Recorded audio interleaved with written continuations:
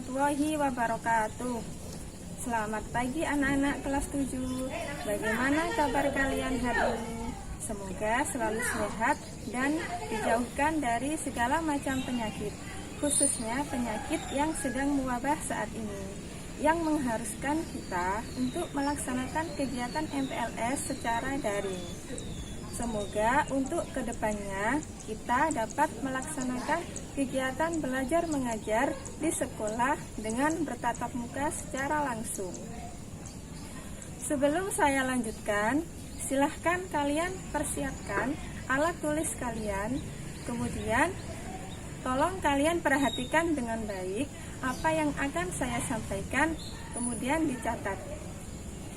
Untuk hari ini, materi MPLS yang pertama yaitu mengenai Sekolah Adiwiyata.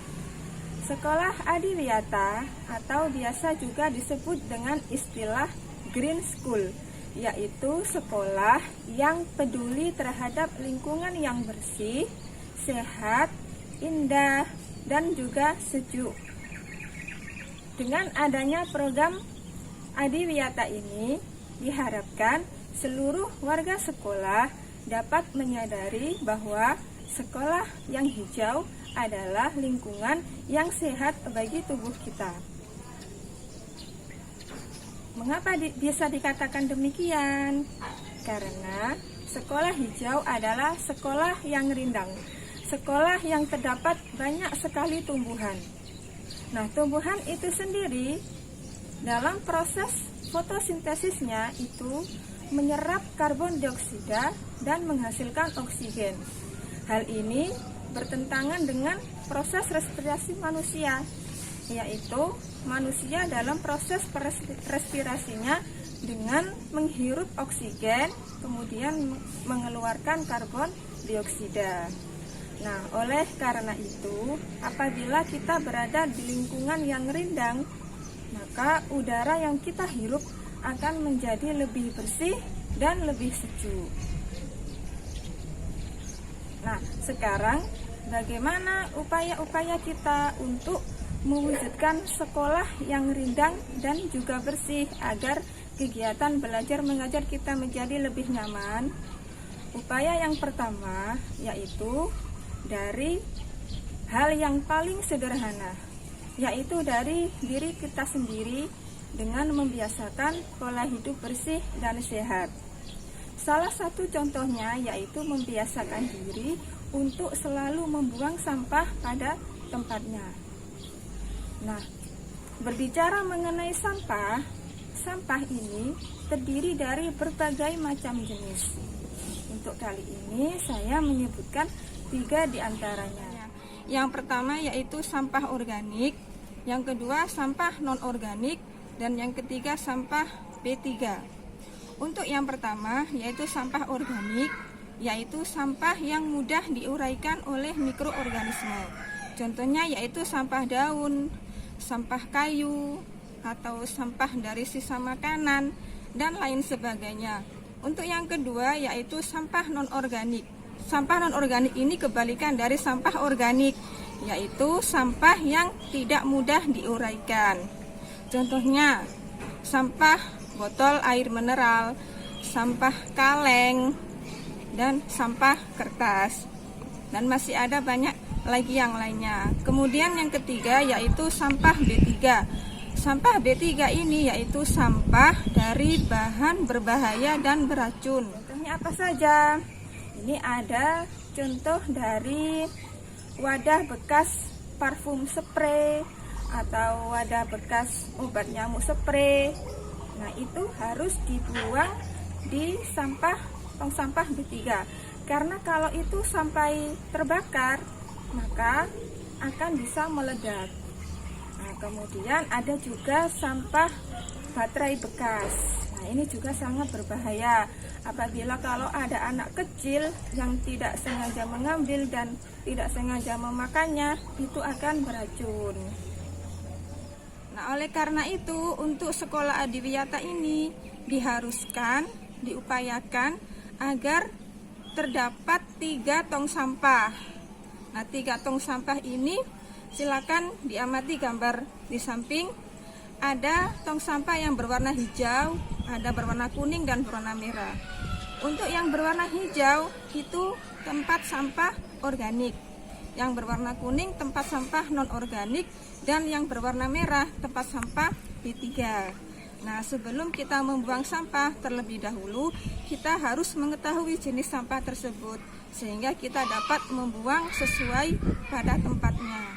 Kemudian untuk yang kedua, upaya yang kedua yaitu dengan melakukan penghijauan atau penanaman. Nah, di sini kita dapat melakukan berbagai upaya untuk penanaman tersebut. Yang pertama, kita bisa membuat apotik hidup.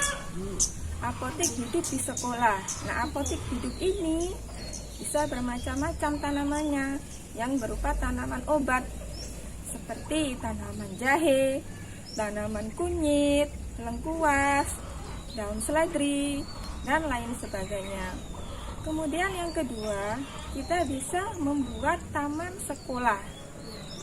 Bisa dilihat di gambar, itu ada contoh taman sekolah yang terbuat dari ban bekas. Nah, ban bekas ini digunakan untuk tempat tanaman. Nah, nantinya disusun sedemikian rupa, kemudian dihias, dicat, agar menjadi lebih indah. Kemudian yang ketiga, kita bisa membuat atau menanam tanaman hias. Tanaman hias itu seperti tanaman pucuk merah, gelombang cinta, aglonema, dan lain-lain. Kemudian yang keempat yaitu kita bisa menanam jenis tanaman sayuran seperti tanaman sayuran kangkung, bayam, terong, dan lain sebagainya. Nah, untuk menanam tanaman tersebut kita bisa letakkan di bekas botol air mineral yang kita bentuk sedemikian rupa menjadi vas. Itu bisa kita gantung, kita tempel, dan juga bisa kita letakkan di lantai. Nah, apabila kita sudah bisa melakukan upaya-upaya tersebut, maka lingkungan sekolah kita akan menjadi lebih nyaman, lebih bersih dan sejuk udaranya. Sehingga dalam kegiatan belajar mengajar kita akan lebih mudah menyerap ilmu yang diajarkan oleh Bapak Ibu Guru. Dalam program Adiwiyata terdapat 3 aspek dalam pelaksanaannya. Adapun aspek-aspek tersebut adalah yang pertama yaitu aspek partisipatif. Partisipatif adalah komunitas warga sekolah yang terlibat dalam keseluruhan proses perencanaan dan pelaksanaan, kemudian evaluasi yang terdiri dari Bapak Ibu Guru, siswa-siswi, orang tua siswa, dan masyarakat di sekitar sekolah. Kemudian aspek yang kedua yaitu berkelanjutan. Jadi seluruh kegiatan ini harus terencana dan dilakukan secara terus-menerus secara komprehensif. Kemudian aspek yang terakhir yaitu edukatif. Edukatif adalah suatu hal yang dapat mempelajari seseorang dalam berkenaan ilmu pengetahuan yang dapat berguna dan menambah wawasan. Nah, kami berharap untuk kedepannya kita dapat mewujudkan sekolah SMPM 21 Laren untuk dapat menjadi sekolah adiwiyata. Tentunya kita membutuhkan partisipasi dari semua pihak. Sekian dari saya. Terima kasih atas perhatiannya. Wassalamualaikum warahmatullahi wabarakatuh.